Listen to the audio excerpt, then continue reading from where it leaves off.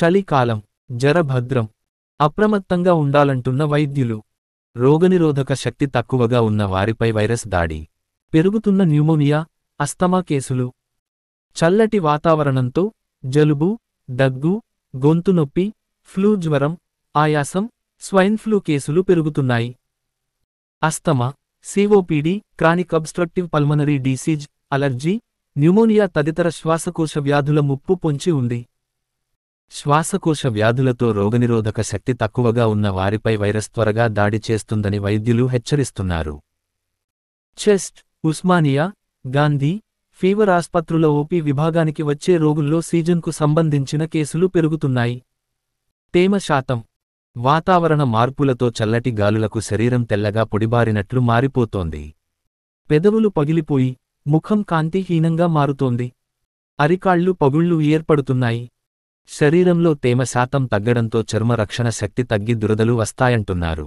ముఖంపై పొడిబారిపోవడం వల్ల పగుళ్లు వస్తాయని వైద్యులు వివరించారు. చేతులపై పగుల మాదిరిగా తెల్లటి గీతలు వస్తాయంటున్నారు. ఈ తరహా సమస్యలు మధుమేహం రోగులకు వస్తే ఇబ్బందులుంటాయని, ఇన్ఫెక్షన్ పెరుగుతుందని పేర్కొంటున్నారు. దగ్గు, ఆయాసం.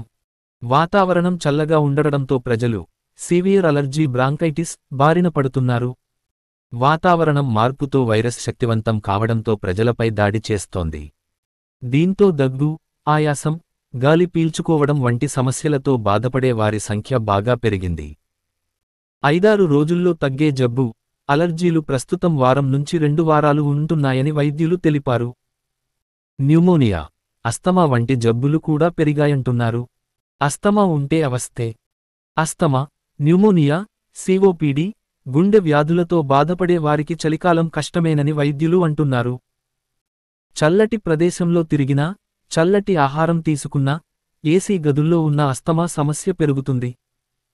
చలికాలంలో దగ్గు, జలుబు వంటి సమస్యలు వస్తే అస్తమా, న్యూమోనియా రోగులకు మరింత అసౌకర్యంగా ఉంటుందని హెచ్చరిస్తున్నారు. అస్తమా, న్యూమోనియాతో బాధపడేవారు మందులు వాడకపోతే సమస్య తీవ్రంగా మారే అవకాశం ఉందని వైద్యులు హెచ్చరిస్తున్నారు. నీరు వేడిచేసి తాగాలి. శ్వాసకోశ, చెవి, ముక్కు, గొంతు సమస్యలున్నవారు చలికాలంలో జాగ్రత్తగా ఉండాలి. నీరు వేడిచేసి వడపోసుకుని తాగాలి. వెచ్చని దుస్తులు ధరించాలి.